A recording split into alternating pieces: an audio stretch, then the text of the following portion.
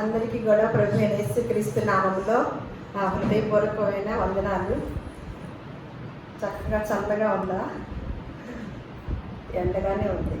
ఈ టైంలో మరి ఎక్కడన్నా ఫంక్షన్ ఉంటే వెళ్తాం కదా, ఖచ్చితంగా దేవుని సరిగా ఇందాక విన్నాం కదా, చాలా బాగుంది ఆ మాట. అయితే చివరిలో మాట ఒక అన్యుడు చెప్తున్న మాట ఏంటంటే, బయట ఎక్కడన్నా దేవాలయాలకు వెళ్ళాలంటే టికెట్ కొనుక్కోవాలి. క్రైస్తవ దేవాలయంలో ఫ్రీగా ఏ సమయంలోనే రావచ్చు, ఎప్పుడైనా రావచ్చు, ఎక్కడైనా కూర్చోవచ్చు, ఎలాగైనా ప్రార్థన చేసుకోవచ్చు. దేవుడిచ్చిన ఆధిక్యత, అటువంటి ఆధిక్యతను బట్టి మనం సేవించే దేవుని బట్టి దేవునికి మహిమ కలుగుని గాక. నేను ఎప్పుడు కూడా ఆ సీజన్లో మనం కొన్ని మాటలు నేర్చుకోవాలి అని అనుకుంటాం కదా. మనం ఎప్పుడు కూడా ఒక్కొక్క సీజన్ వచ్చింది అనుకోండి, ఆ సీజన్ గురించి తెలుసుకోవాలి. ఇప్పుడు ఏ సీజన్లో ఉన్నాము? సరే, కాలాల సీజన్ చెప్పాను నేను. ఎప్పుడు ఏ సీజన్లో ఉన్నాం? ఇప్పుడు ఏ పరిస్థితుల్లో ఉన్నాం ఆలోచించండి. కాలాలంటే అది మామూలే. వేసవకాలం, శీతాకాలం, వర్షాకాలం గురించా కాస్త ఈరోజు ప్రశాంతంగా వినండి. మీకు మనం కొన్ని మంచి విషయాలు చెప్పుకుందాం.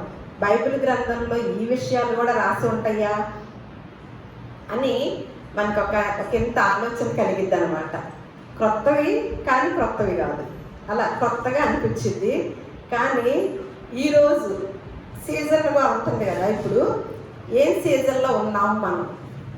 నాగమణి గారికి అయితే తెలుస్తుంది.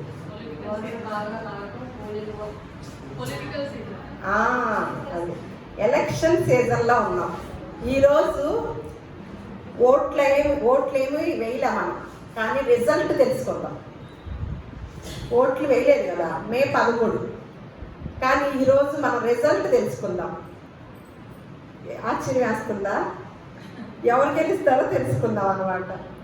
చాలామంది జ్యోతిష్కులు చెప్తున్నారు కదా, జ్యోతిష్కులు చెప్తారు, ముందే కూర్చుంటారు టీవీల్లో. కాస్త నిద్ర కూడా పోతుంది. ఇప్పుడు రాజకీయం కదా, పేరే రాజకీయం.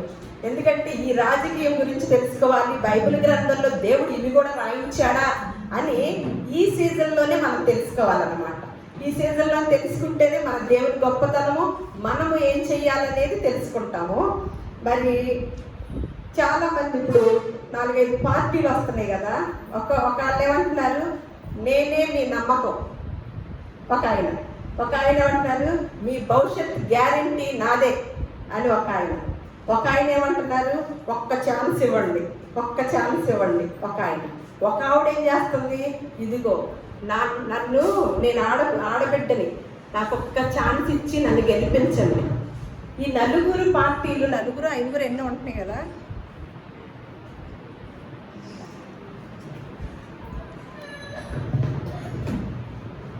ఈ నలుగురు కూడా ఏమన్నా అంటున్నారు.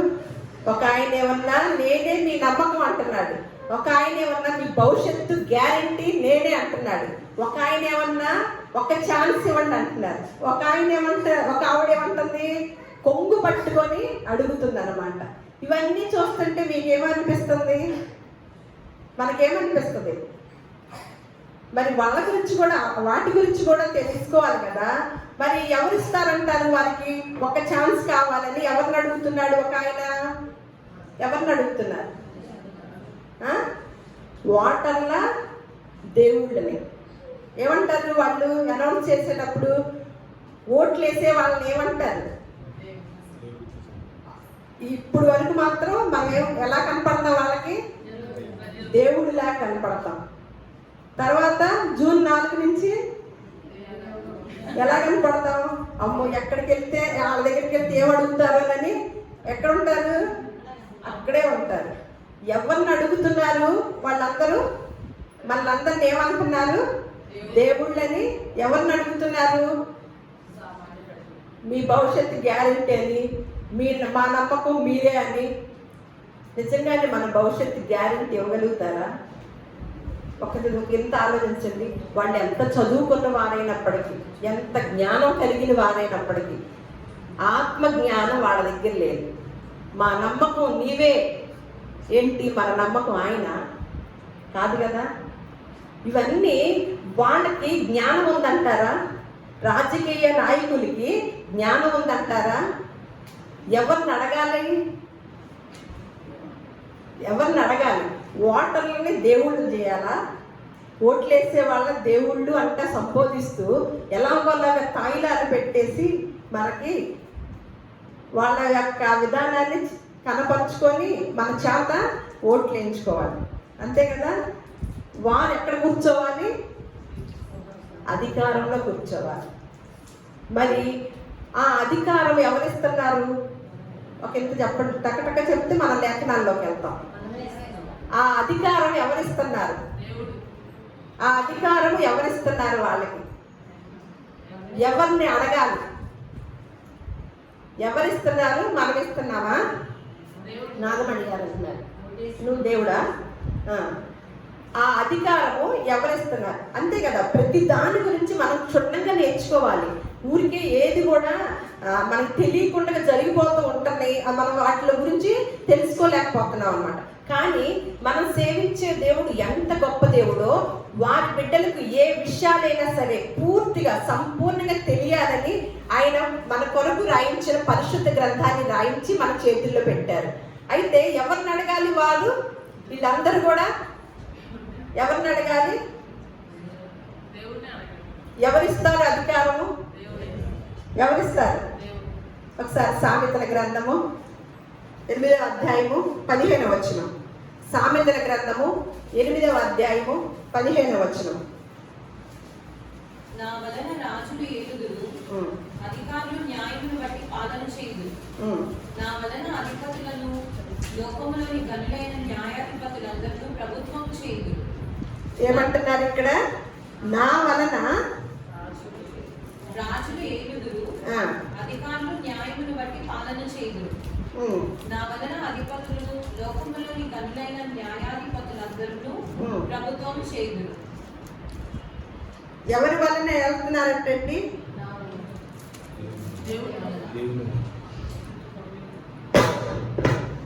ఇక్కడ సొలొమోను గారు రాస్తున్నారు అన్నమాట. జ్ఞాని అయిన సొలొమోను గారు గొప్ప జ్ఞానవంతుడు కదా, ఆయన రాస్తున్న మాట ఏమని?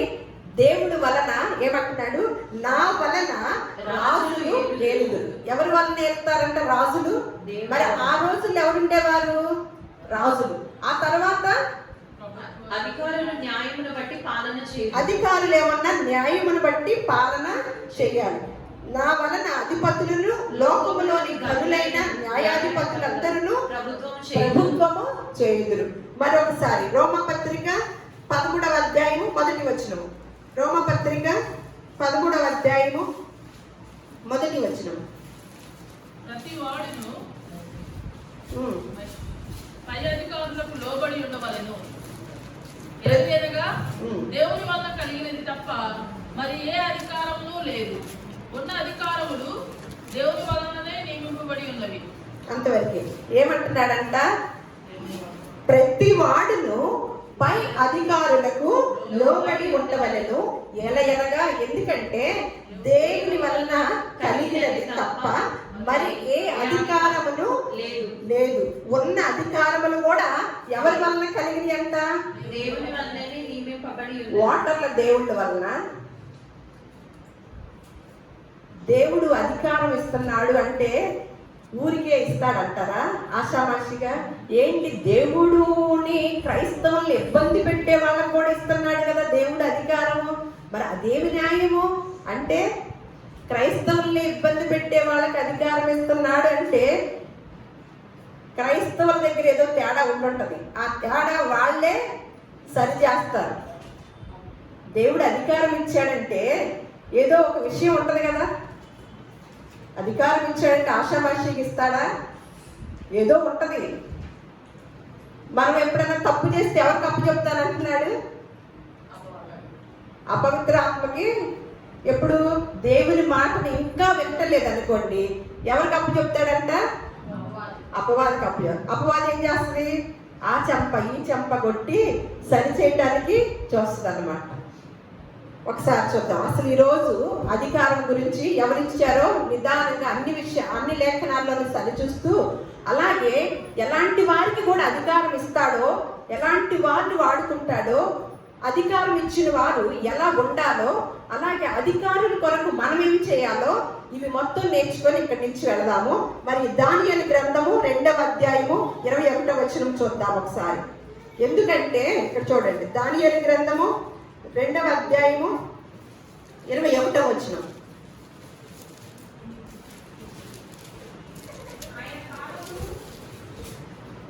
ఆయన కాలములను సమయములను మార్చువాడై ఉండి రాజులను త్రోసివేయచ్చు నియమించుచు ఉన్నవాడు, వివేకులకు వివేకమును జ్ఞానులకు జ్ఞానమును అనుగ్రహించు వాడనై ఉన్నాడు. అంతవరకు ఏంటంట, ఎవరిని అడుగుతున్నారండి వీళ్ళందరూ కలిసి? ఒక ఎంత ఆలోచించండి. బైబిల్ గ్రంథం అంటే మామూలుది కాదండి, ఆషామాషి గ్రంథం మాత్రము కాదు. ప్రతి విషయాన్ని కూడా బైబిల్ గ్రంథంలో రాయించి ఉంచాడు దేవుడు. వీరికి ఎవరికన్నా తెలిసిందా? ఈ రాజకీయవేత్తలకి ఎవరిని అడగాలో తెలుస్తుందా? ఎవరిస్తారో అధికారం తెలుస్తుందా? తెలియకుండగానే ఎవరి మీద నమ్మకం పెట్టుకుంటున్నారు, ఎవరి మీద మనసు పెడుతున్నారు? మనందరం వేస్తే గెలుస్తారా? ఓటర్లు దేవుళ్ళు, ఈ దేవుళ్ళు ఈ ఓటేసే దేవుళ్ళకి వేస్తే గెలుస్తారా? మనకిచ్చే మన పార్టీలు గెలుస్తాయా? లేకపోతే మనకు ఒక పార్టీ ఉంటుంది, ఆ పార్టీ గెలుస్తుందా? దేవుణ్ణి ఎరిగిన మనము ఎటువంటి జ్ఞాన వివేకములతో ఉండాలో ఇంత పరిశీలన చేసుకుంటూ ఏమంటున్నాడు, ఆయన కాలములను సమయములను మార్చువాడై ఉండి, నేను చదువుతాను. రాజులను త్రోసివేయించు నియమించుచు. రాజుల్ని, అధికారులను త్రోసివేయాలన్నా నియమించాలన్నా ఎవరి చేతుల్లో ఉందండి? మన ఓట్లు వేస్తే గెలుస్తారా? మన ఓట్లు వేయకపోతే ఓడిపోతారా? రాజులుగా ఉంచాలన్నా, రాజుగా దించాలన్నా ఎవరి చేతుల్లో ఉంది? కాలములు సమయములు ఆయన యొక్క ఆధీనంలో ఉంచుకొని ఉన్నాడు అని మన అపోస్తుల కార్యంలో చదువుకుంటాం. ఇక్కడ ఏమంటున్నాడు, కాలములు సమయములను మార్చువాడై ఉండి రాజులను త్రోసివేయుచు నియమించుచు ఉన్నవాడును అని చెప్తున్నాడండి. అలా చేసిన వాళ్ళలో ఒకడు ఉన్నాడనమాట, ఒక ఆయన. ఏంటంటే దానియేలు గ్రంథము 4వ అధ్యాయము 17వ వచనం ఒకసారి చూద్దాము. దానియేలు గ్రంథము అన్నాడు కదా, ఇక్కడ రాజులను నియమించాలన్నా దించాలన్నా ఆయన వశములో ఉంది, దేవుని యొక్క వశములో ఉంది. ఈ రాజకీయవేత్తలు జ్ఞానము కనుక ఉంటే ఎవరిని అడగాలి? దేవుణ్ణి అడగాలి. ఇక్కడ చూద్దాం 17వ వచనం ఒకసారి చదివి. ఈ ఆజ్ఞ జాగురులకు దేవదూతల ప్రకటనను అనుసరించి జరుగును, నిర్ణయమైన పరిశుద్ధుల ప్రకటనను అనుసరించి సంభవించును. మహోన్నతుడకు దేవుడు మానవుల రాజ్యముల పైన అధికారి అయి ఉండి తానెవరికి అనుగ్రహింప నిశ్చయించునో వారికి అనుగ్రహించుననియు, ఆయా రాజ్యము పైన అత్యల్ప మనుషులను ఆయన నియమించుచున్నాడనియు మనుషులందరూ తెలుసుకున్నట్లు ఈలాగు జరుగును. అంతవరకండి. ఏం చేస్తున్నాడంటే చూడండి, ఎంత స్పష్టంగా రాసి ఉంచాడు. ఇది ఎవరికి తెలుసండి? ఈ జ్ఞానము మనకు తప్ప ఎవ్వరికి తెలియదు. ఏమంటున్నాడు, మహోన్నతుడకు దేవుడు మానవుల రాజ్యము పైన అధికారి అయి ఉండి తానెవరికి అనుగ్రహింప నిశ్చయించునో వారికే అనుగ్రహించుననియు, ఆయా రాజ్యముల పైన అత్యల్ప మనుషులను ఆయన నియమించుచున్నవాడనియు మనుషులందరూ కూడా తెలుసుకోవాలంట. ఎవరిని గద్దె మీద ఉంచాలో, ఎవరిని రాజుగా ఉంచాలో, ఎవరిని అధికారిగా ఉంచాలో ఎవరి పని అది? మన పనా? స్పష్టంగా ఇక్కడ రాసి ఉంచాడా దేవుడు? గమనించండి. ఏమంటున్నాడు? మళ్ళీ ఇంకో చోట చూద్దాం. దానియేలు గ్రంథము 5వ అధ్యాయము 18వ వచనం నుంచి 20వ వచనం వరకు. దానియేలు గ్రంథము 5వ అధ్యాయము. అప్పుడు వారు, రాజా చిత్తగించుము, మహోన్నతుడకు దేవుడు మహర్దశను రాజ్యమును ప్రభావమును ఘనతను నీ తండ్రి యగు నెబుకద్నెజరునకు ఇచ్చెను.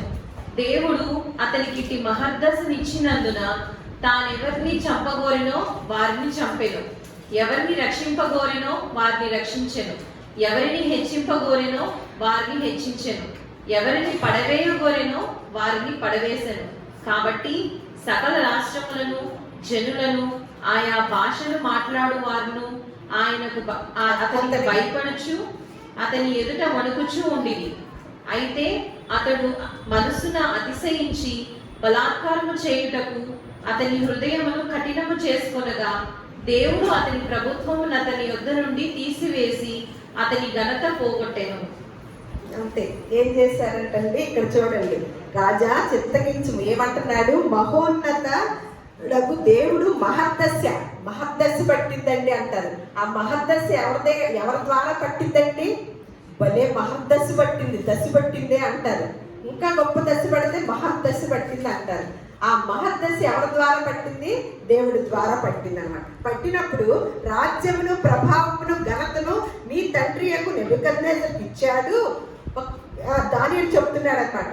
దేవుడు అతన్ని బట్టి మహద్దశ ఇచ్చినందున తాను ఇచ్చిన అధికారంలో తను ఎవరిని చంపగోరునో వారిని చంపెను, ఎవరిని రక్షింపగోరునో వారిని రక్షించుతూ వచ్చాడంట.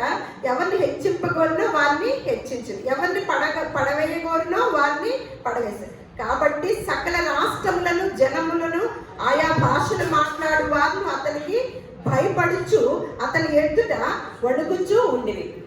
ఏంటి? దేవుడిచ్చిన దశని బట్టి, దేవుడిచ్చిన అధికారాన్ని బట్టి, దేవుడు చేయమన్నట్లుగా చేసిన అతన్ని చూసి ఎవరు వణుకుతున్నారంట? ప్రజలందరూ కూడా వణుకుతున్నారంట. తర్వాత ఏమొచ్చిందంటే ఆయనకి ఏమొచ్చిందంట? అయితే అతడు మనస్సున అతిశయించాడంట. మరి అతన్ని కంటిన్యూ చేయొచ్చు, కానీ మనసులో ఏం చేశాడు?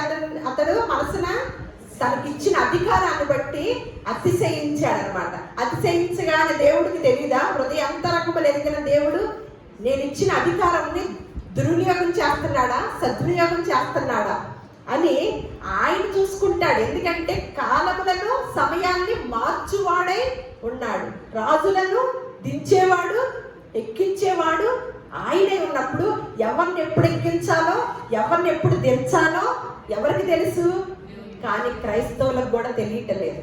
క్రైస్తవుల సహితం ఒక పార్టీని పట్టుకొని వెళుతున్నారు. కానీ దేవుని యొక్క మాట ఏం చెప్తుంది?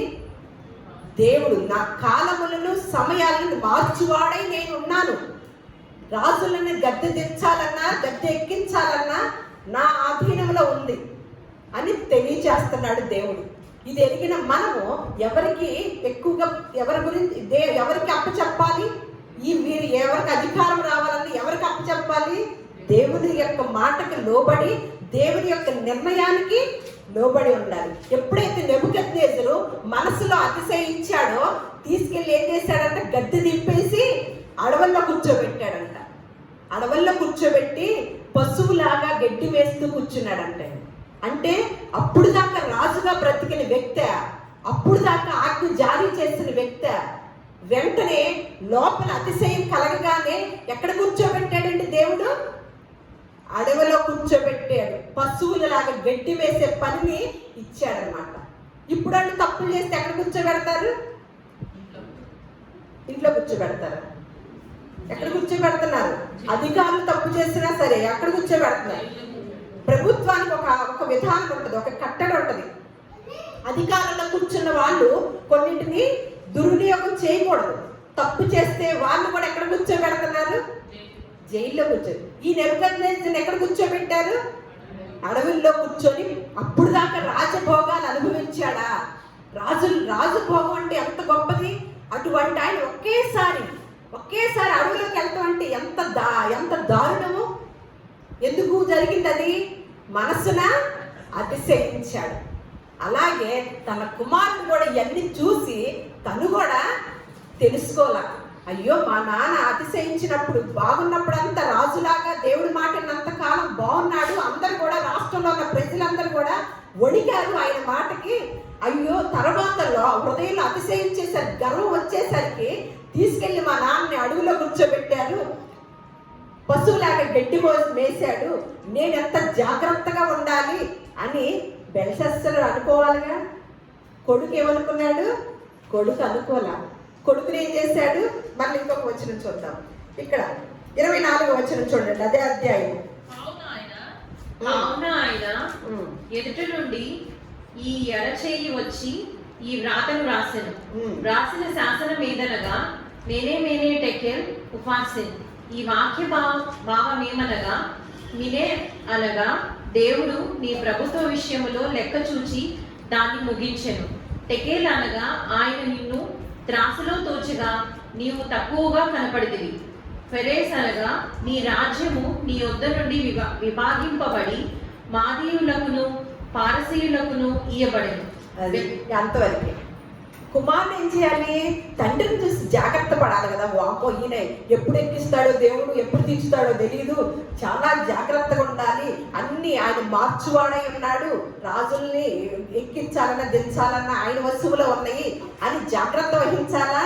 జాగ్రత్త వహించకుండా ఒక కట్టడి ఉంటుంది. రాజులకు కూడా ఒక కట్టడి ఉంటుంది. ఆ క్రమశిక్షణ తప్పాడు.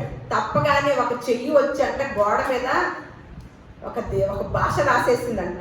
ఆ భాషకి అర్థం చెప్పాలంటే దానియేలు రావాల్సి వచ్చింది. దానియేలు వచ్చి ఏం చెప్తున్నాడు? ఏమంటున్నాడు? ఈ వ్రాతను రాసిన శాసనం ఏదనగా మినే టేకిల్ ఉపాసిస్. ఈ వాక్య భావం ఏమనగా మినే అనగా దేవుడు నీ ప్రభుత్వ విషయంలో లెక్క చూచి దాన్ని ముగించాను. నీకు ఇచ్చాను కదా అధికారము. ఆ ఇచ్చిన అధికారాన్ని నేను లెక్క చూశాను. లెక్కలో తప్పులే ఎక్కువ వచ్చింది కాబట్టి నీ అధికారాన్ని నీ ప్రభుత్వాన్ని ఏం చేశాను? ముగించాను అని చెప్పాడు. అలాగే టేకెల్ అనగా ఆయన నిన్ను త్రాసులో తోచగా ఎట్ట వచ్చాడంట? తక్కువవాడుగా. చూసినప్పుడు బరువుగా రావాలి కదా, తక్కువవాడుగా వచ్చాడంట. అందుకని ఏం చేశాడంట? వెంటనే నీ రాజ్యం నీ యొద్ద నుండి ఎవరికి ఇచ్చేసాడంట? వేరే వారికి ఇచ్చేస్తాడు. చూడండి మళ్ళీ 1 సమూయేలు గ్రంథము 2వ అధ్యాయం 8వ వచనం. త్వరగా 1 సమూయేలు గ్రంథము 2వ అధ్యాయము.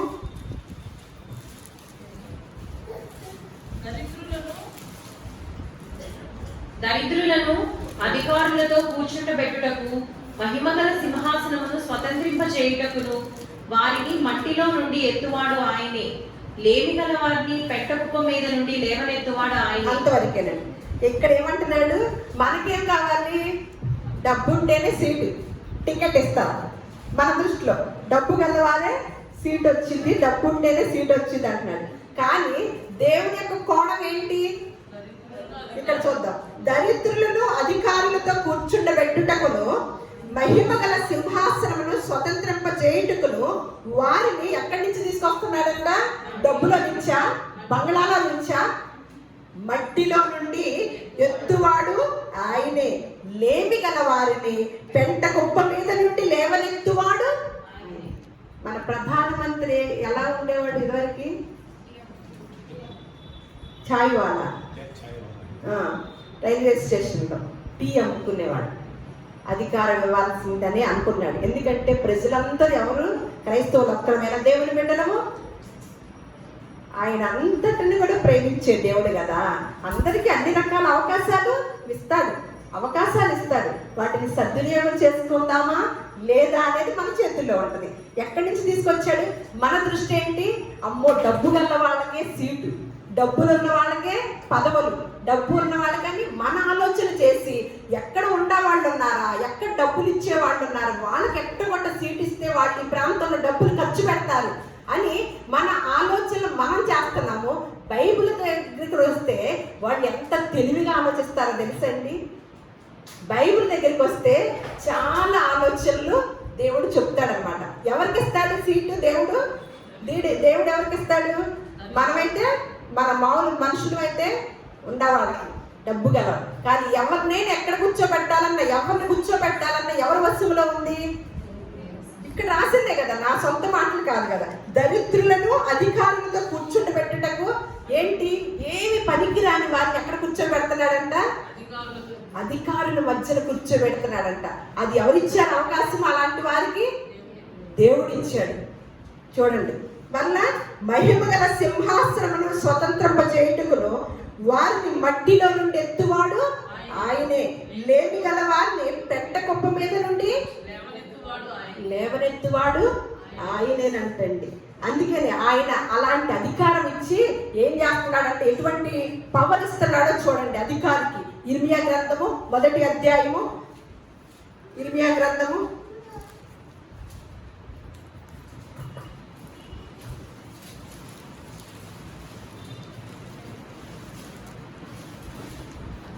10వ వచనము. పెళ్ళగించుటకును విరగొట్టుటకును నశింపజేయుటకును పడద్రోయుటకును కట్టుటకును నాటుటకును నేను ఈ దినమున జనముల మీదను రాజ్యము మీదను నిన్ను నియమించి ఉన్నాను. అంతవరకు ఇచ్చిన అధికారికి ఏం పవర్ ఇస్తున్నాడండి? ఇచ్చిన అధికారికి ఎటువంటి పవర్ ఇస్తున్నాడు? పెళ్ళగించాలనుకోండి, పెళ్ళగించే పవర్ ఇస్తున్నాడు. విరగొట్టాలనుకోండి, విరగొట్టే పవర్ ఇస్తున్నాడు. అలాగే నశింపజేయుటకును పడద్రోయుటకును, అలాగే ఈ పనే కాదు, కట్టడం కూడా, నాటడం కూడా. ఆ పనులన్నీ ఎవరికి ఇస్తున్నాడు? ఎవరికైతే అధికారం ఇచ్చాడో వారికి ఇస్తున్నాడు అనమాట. అలాగే మనం ఒకసారి ప్రసంగి గ్రంథము 4వ అధ్యాయము 11వ వచనం చూద్దాం. ఆలస్యమైన పర్వాలేదు. మూఢత్వము చేత అందరికీ ఒకసారి నెంబర్ కూడా చెప్తే అందరికి చేస్తారు కదా. 558. మూఢత్వము చేత బుద్ధి మాటలకి ఇక చెవియొగ్గలేని ముసలి రాజు కంటే బీదవాడైన జ్ఞానవంతుడకు చిన్నవాడే శ్రేష్ఠుడు. అట్టివాడు తన దేశమందు బీదవాడుగా పుట్టినను పట్టాభిషేకము నందుటకు చెరసాలలో నుండి బయలు వెళ్ళును. అంతవరకు ఇక్కడ చూడండి, మనం ఏమంటాము? అసలు ఎంత చక్కగా రాసి ఉంచారు. మనకేంటి, ముసలివాళ్ళని చూసారు అనుకోండి, పెద్దవాళ్ళని, ఈ కుర్రోడికి ఏం తెలిసింది అని అంటాం కదా, వాడేస్తాం కదా మాటలు. కానీ అనుభవం గల వాళ్ళు వీళ్ళు అని అంటాం కదా. కానీ లేఖనాలు ఏం చెప్తున్నాయి? లేఖనాలు ఏం చెప్తున్నాయి? ఇప్పుడు చదువుతాను. మూఢత్వము చేత బుద్ధి మాటలకి చెవి ఒగ్గలేని, బుద్ధి గల మాటలు చెప్పినప్పుడు చెవి ఒగ్గలేని ముసలి రాజు కంటే వేదవాడైన జ్ఞానవంతుడకు చిన్నవాడే శ్రేష్ఠుడు. అట్టివాడంట తన దేశమందు పేదవాడుగా పుట్టినప్పటికీ కూడా పట్టాభిషేకానికి ఎక్కడి నుంచి బయలుదేరతాడంట? చెరసాలలో నుంచి బయలుదేరతాడంట. అసలు ఎన్ని మాటలు రాయించాడండి. ఎవరు చెరసాల నుంచి బయలుదేరింది ఆయన? చెప్పండి ఒకసారి. పట్టాభిషేకం చేయించుకోవడానికి చెరసాలు ఒక మాట రాయించాడు అనుకోండి దేవుడు, పరిశుద్ధాత్మ దేవుడు. అది మన పూర్వీకుల జీవితాల్లో లేకుండానే, అనుభవం లేకుండానే రాసి పెట్టేస్తాడా? ఒక మాట మన కొరకు రాయించినప్పుడు ఆ జీవితాన్ని కూడా మన ముందు పెడతారు కదా. మరి పట్టాభిషేకం చేయించుకోవటానికి మరి చెరసాల నుండి బయలుదేరిన వ్యక్తి ఎవరండి? ఏ అనుమానం చెప్తున్నారు? ఒక్కళ్ళిద్దరే చెప్తున్నారు. బైబిల్ బాగా చదవండి. చూసారు ఇప్పుడు ఎన్ని విషయాలు ఉంటున్నాయో. మనకు రాజకీయం కావాలంటే పేపర్ తీస్తాం, రాజకీయం కావాలంటే న్యూస్ చూస్తాం. బైబిల్ తీస్తే రాజకీయం తెలుస్తుంది. తెలుసండి? ఈసారి రాజకీయం గురించి కూడా మాట్లాడుకుందాం. రాజకీయం పేరంటే ఏంటి? రాజకీయమే. దానిలో ఎన్ని మతలబ్బులు ఉంటాయి తెలుసండి? అవన్నీ కూడా రాసి ఉన్నాయి. తర్వాత చూద్దాం. ఇప్పుడు ఏమైనా రిజల్ట్ చూద్దాం. ఎవరు వస్తారు? ఎవరు వచ్చారు? ఎవరు చెరసాలలో నుండి బయలు వెళ్ళింది? యోసేపు గారు. యోసేపు అని అంతకుముందు మనం చదువుకున్నాం. ఎవరు ఏంటి ఒక దీనిలో చదువుకున్నాము. జ్ఞాన వివేకములు కూడా ఇచ్చేవాడు. అధికారికి అధికారికంగా పట్టాభిషేకం చేయించాలని అనుకున్నప్పుడు దేవుడు ఆయనకి ఏమిస్తాడు? జ్ఞానము వివేకమును ఇస్తాడనమాట. ఇది ఒకసారి చదువుకొని ఇక్కడ కూడా మనం ఆదికాండంకి వెళ్దాం. ఆ వ్యక్తిని కూడా చూద్దాం. ఆ వ్యక్తికి ఎటువంటి తెలివితేటలు ఇచ్చాడో చూద్దాము. ఒకసారి ఇదే పేజీని చూడండి. 5వ అధ్యాయము 8వ వచనం కూడా చూసి 8, 9 చూసి మనం ఆదికాండానికి వెళ్దాం. ఒక రాజ్యమందు బీదలను బాధించుటయు ధర్మమును న్యాయమును బలాత్కారము చేత మీరుటయు నీకు కనబడిన ఎడల దానికి ఆశ్చర్యపడకుము. అధికారము నొందిన వారి మీద మరి ఎక్కువ అధికారము నొందిన వారున్నారు, మరియు మరి ఎక్కువైన అధికారము నొందిన వాడు వారికి పైగానున్నాడు. ఏ దేశములో రాజు భూమి విషయమై శ్రద్ధ పుచ్చుకొనునో ఆ దేశమునకు సర్వ విషయముల యందు మేలు కలుగు. అంతవరకే. ఏంటంటే దేని మీద శ్రద్ధ చూపించాలంట రాజుగారు? భూమి విషయం శ్రద్ధ చూపును ఆ దేశం అంట ఒక విషయంలోన సర్వ విషయములోనూ అందుకని మనము జీవించాలన్నా, భయం లేకుండా పడుకోవాలన్నా ఇద్దరు కావాలంటండి. ఎవరు చెప్పండి? ఏంటి అసలు ఎవరు ఆలోచన కూడా చేయటం లేదు. ఏం చేస్తున్నారు? ఆలోచన కూడా చేయటం. మనం కడుపు నిండా తిండి తినాలన్నా ఎవరు కావాలి? రైతు కావాలి. కంటి నిండా నిద్రపోవాలంటే ఎవరు కావాలి? మన దేశాన్ని కాపాడే సైనికుడు కావాలి. అందుకనే ఏ రాజైతే భూమి మీద శ్రద్ధ చూపిస్తాడో ఆ దేశం అంట సర్వ విషయములలో ఏంటి మేలు కలుగుద్దంట. చూడండి ఎంత గొప్ప మాటలు రాయించాడు. ఈ అధికారులందరూ ఈ మాటలు చదువుతూ ఉంటే ఎన్ని చిట్కాలు ఉన్నాయో తెలుసండి పరిశుద్ధ గ్రంథంలో. ప్రభుత్వాన్ని ఏలాలన్నా, అలాగే వారికే కాదు మన కుటుంబాలను ఏలాలన్నా కూడా మనకు కూడా రాసి ఉంచాడు. మనం ఎన్నోసార్లు నేర్చుకున్నాం కదా. ఇప్పుడు ఎవరి గురించి తెలుసుకుంటున్నాము? ప్రభుత్వాలు వాళ్ళు ఎలా పాలించాలో, వారికి అధికారం ఎవరిచ్చారో తెలుసుకుంటున్నాం అనమాట. ఒకసారి ఆదికాండము, మరి పేదవాడిని చెరసాల్లో నుంచి పట్టాభిషేకం చేయించుకోవడానికి బయలు వెళ్ళాడు కదా. ఎందుకు ఎలా చేయించుకున్నాడో అది చూసి మనము ముగించుకుందాము. 41వ అధ్యాయము 37వ వచనం చూద్దాం. ఆదికాండము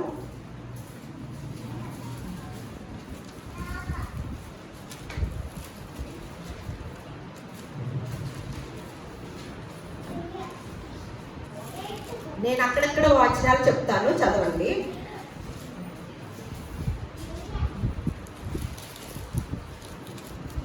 33 తీయండి. 33 వచనం నుంచి చదువుకుందాము. కొన్ని నేను చెప్పిన వచనాల వరకు చదవండి, టైం లేదు కాబట్టి.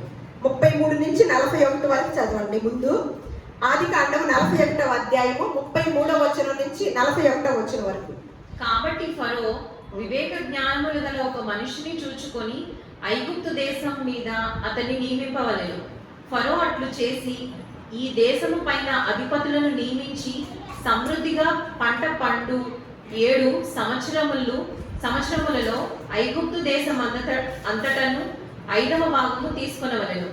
రాబో ఈ మంచి సంవత్సరములలో దొరుకు ఆహారమంతయు సమకూర్చి ఆ ధాన్యము ఫరో చేతికి అప్పగించి ఆయా పట్టణముల్లో ఆహారములకే భద్రము చేయవలెను.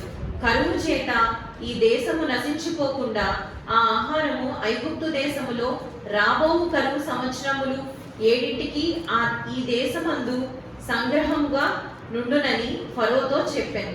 ఆ మాట ఫరో దృష్టికిని అతని సమస్త సేవకుల దృష్టికిని యుక్తమై ఉండెను కనుక అతడు తన సేవకులను చూచి ఇతని వలె దేవుని ఆత్మగల మనుష్యుణ్ణి కనుగొనగలమా అని అనెను. మరియు ఫరో, దేవుడు ఇదంతయు నీకు తెలియపరచెను కనుక నీ వలె వివేక జ్ఞానములు గలవారెవరునూ లేరు. నీవు నా ఇంటికి అధికారివై ఉండవలెను. నా ప్రజలందరూ నీకు విధేయులై ఉందురు. సింహాసన విషయములో మాత్రమే నేను నీకంటే పైవాడనై ఉందునని యోసేపుతో చెప్పాను. మరియు ఫరో, చూడుము, ఐగుప్తు దేశం అంతటి మీద నిన్ను నియమించి ఉన్నానని యోసేపుతో చెప్పాను. ఏంటంటే ఇక్కడ ఫరో ఒక కలగన్నాడు. ఆ కల భావం ఎవరు చెప్పలేదన్నమాట. అప్పుడు యోసేపు వచ్చి చెప్పాడు. ఏంటి అంటే, మీకు కరువు రాబోతుంది. ఆ కరువులో 7 సంవత్సరాలు 5 సంవత్సరాలు ఉంటుంది. ఇక్కడ 7 సంవత్సరాలు కూడా కరువు వస్తుంది అని ఒక కలభావాన్ని చెప్పాడనమాట. చెప్పినప్పుడు ఈ మనిషి ఏం చేస్తున్నాడు? ఒక మంచి జ్ఞాన వివేకము కలిగిన వ్యక్తిని అధికారిగా మీ కింద పెట్టుకొని, మంచి సలహాదారుడుగా పెట్టుకోండి.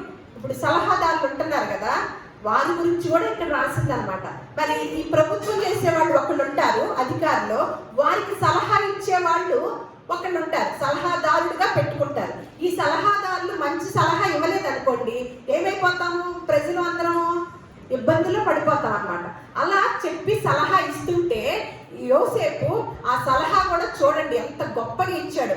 ఇచ్చినప్పుడు వెంటనే రాజుగారు ఏమంటున్నారు?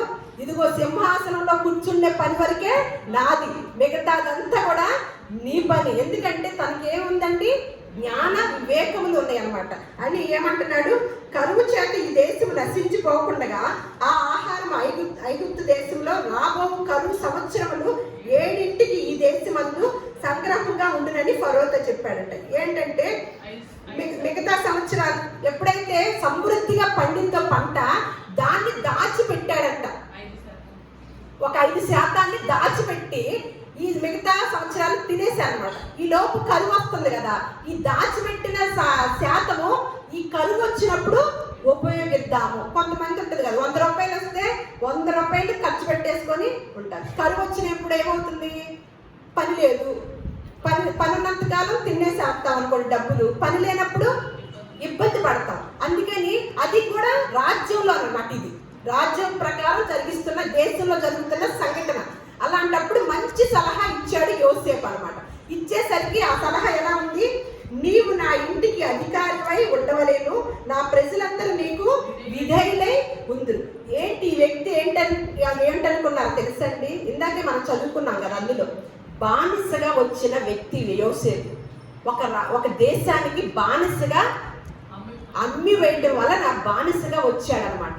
బానిసగా వచ్చి జైల్లో ఉండి ఇంకా ఎన్నో రకాల కష్టాలు అనుభవించిన వ్యక్తికి ఫరో రాజు ఏం చేస్తున్నాడు? అందుకని చిన్నవాడైన, అక్కడ ఏమని రాశారు? మనం ఇందాక చదువుకున్నాం కదా, పేదవాడైనప్పటికీ చిన్నవాడైనప్పటికీ అభిషేకం, పట్టాభిషేకం చేయించుకోవడానికి ఎక్కడి నుంచి బయలుదేరాడంట? చెరసాల నుంచి బయలుదేరాడంట. చిన్నవాడైనప్పటికీ పేదవాడైనప్పటికీ కూడా ఏం చేశాడు? ఎక్కడి నుంచి బయలుదేరాడు? అధికారానికి చెరసాల నుంచి బయలుదేరాడంట. ఎటువంటి విధానాన్ని ఇస్తున్నాడో చూడండి. అది అలాగే 10:47 చూడండి. సమృద్ధిగా పంట పండిన 7 సంవత్సరములలో భూమి బహు విరివిగా పండెను. ఐగుప్తు దేశమందున 7 సంవత్సరముల ఆహారం అంతయు అతడు సమకూర్చి ఆయా పట్టణములలో దాన్ని నిల్వ చేసెను. ఏ పట్టణము చుట్టూ నుండి పొలము యొక్క ధాన్యము ఆ పట్టణమందే నిల్వ చేసెను. యోసేపు సముద్రపు ఇసుక వలె అతి విస్తారముగా ధాన్యము పోగు చేసెను. కొలుచుట అసాధ్యమాయను కనుక కొలుచుట మానివేసెను. అంతే. ఇక్కడ వరకు ఏం చేశారంట? ఈయన చెప్పిన సలహాదారుడు కదా, సలహాదారుడుగా కూర్చున్నాడు యోసేపు ఫరోకి. ఈ ఫరో తీసుకున్నాడు ఆ సలహాన్ని. తీసుకోవటం వల్ల ఏమైంది? ఆ దేశంలో అంట సమృద్ధిగా పంట పండిన 7 సంవత్సరాల్లో కూడా భూమి బహు విరివిగా పండిందంట. బాగా పండింది, బాగా డబ్బులు వస్తుంటే అసలు కన్ను మిన్ను కనిపించింది ఒక్కొక్కడికి, విచ్చలవిడిగా ఖర్చు పెడతారు. అప్పుడేమవుతుంది? తర్వాత ఇబ్బంది పడతారు. కానీ బాగా సమృద్ధిగా పంట పండేసరికంట జాగ్రత్తగా కొంత శాతాన్ని దాచే పనిని సలహా ఇచ్చాడు సలహాదారుడు యోసేపు. ఇచ్చినప్పుడు ఆ సలహా తీసుకోవడం వల్ల ఐగుప్తు దేశమందున్న 7 సంవత్సరముల ఆహారం అంతయు అతడు సమకూర్చి ఆయా పట్టణములలో దాన్ని నిల్వ చేస్తును. ఏ పట్టణము చుట్టూ నుండి పొలము యొక్క ధాన్యము ఆ పట్టణమందే నిల్వ చేస్తును. యోసేపు సముద్రపు ఇసుక వలె అతి విస్తారముగా ధాన్యము పోగు చేస్తును. ఏంటి? ఒక 5% దాచిన ధాన్యం అంట లెక్కించడానికి కూడా, కొలుచుట కూడా అసాధ్యమాయను అంట. ఇంకొకసారి ఇక్కడ చూద్దాం, 53 నుంచి చూద్దాం, 55 నుంచి చూడండి. ఐగుప్తు దేశమన్నంతటను కరువు వచ్చినప్పుడు ఆ దేశస్థులు ఆహారం కోసము ఫరోతో మొరపెట్టుకునేది. అప్పుడు ఫరో, మీరు యోసేపునొద్దకు వెళ్ళి అతడు మీతో చెప్పినట్లు చేయుడని ఐగుప్తీయులందరితో చెప్పాను. కరువు ఆ దేశమన్నంతటను ఉండేను కనుక యోసేపు కొట్లన్నీ విప్పించి ఐగుప్తులకు ధాన్యం అమ్మకము చేశాను. ఐగుప్తు దేశమందు ఆ కరువు భారముగా ఉండేను, మరియు ఆ కరువు ప్రతి దేశమందు భారమైనందున సమస్త దేశస్థులు యోసేపునొద్ద ధాన్యము కొనుటకు ఐగుప్తులకు వచ్చింది. అంతవరకే. ఇచ్చే సలహాదారుడు మంచిగా ఇస్తే పెత్తనం ఏమైంది? ఎలా అయిపోయింది పెత్తనం? రాజుగారి పెత్తనం ఉందా ఇది? ఇక్కడ ఎక్కడికి వెళ్ళమంటున్నాడు? వచ్చిన వాళ్ళందరినీ యోసేపు నాకు తెలియదయ్యా, అది ఆయన దగ్గరికి వెళ్ళండి అందరూ అనగానే ఈ దేశంలో ప్రజలంతా ఎక్కడికి వస్తున్నారంట? చూడండి ఇక్కడ, మీరు యోసేపును వద్దకు వెళ్ళి అతను మీతో చెప్పినట్లు చేయుడని ఐగుప్తులకు చెప్పి కరువు ఆ దేశం అందరితో ఉండేది కనుక యోసేపు కొట్లన్నీ ఇప్పించి ఐగుప్తులకి ధాన్యము నమ్మకము చేసెను. మరియు ఆ కరువు ప్రతి దేశమందు భారమైనందున సమస్త దేశస్థులు యోసేపు వద్దకు ధాన్యం కొనుటకు ఐగుప్తులకి వచ్చినారు. దేవుడు అధికారంలో ఉంచాలంటే, మనకు అధికారం కావాలంటే ఎవరిని అడగాలి? అధికారులు ఓటర్ల దేవుళ్ళనా? ఎవరిని అడగాలి? కాలములను సమయాన్ని మార్చువాడై ఉండి రాజుల్ని గద్దెక్కించాలన్నా, నియమించాలన్నా దించాలన్నా ఎవరి వస్తువులో ఉంది? దేవుని వస్తువు. ఆయన చెయ్యాలనుకుంటే ఎవరిని తీసుకొచ్చి కూర్చోబెడతాడు? అధికారుల మధ్యన దళితులను కూడా తీసుకొచ్చి అధికారుల మధ్యన కూర్చోబెట్టే కెపాసిటీ ఉంది ఎవరికి? దేవుడికి. మన ఆలోచనలు ఎలా ఉన్నాయి? చాలా చాలా తేడాగా ఉన్నాయి. ఎవరిని అడుక్కోవాలి? మాకొక్క అవకాశం ఇవ్వండి, లేకపోతే కొంగు పట్టుకొని, లేదే మీ నమ్మకం మేమే, మీ భవిష్యత్తు మాదే. ఇలా కాదు, దేవుడిని అడుక్కోవాలి. దేవుడు అడిగితే అధికారం ఇచ్చేది దేవుడు అన్నమాట. ఆ ఇచ్చిన అధికారాన్ని వాళ్ళ కొరకు మనం ఏం చేయాలో కూడా రాసి ఉంచాడు. 1 తిమోతికి రాసిన పత్రిక 2వ అధ్యాయము 1-3 వచనాలు చూద్దాం త్వరగా.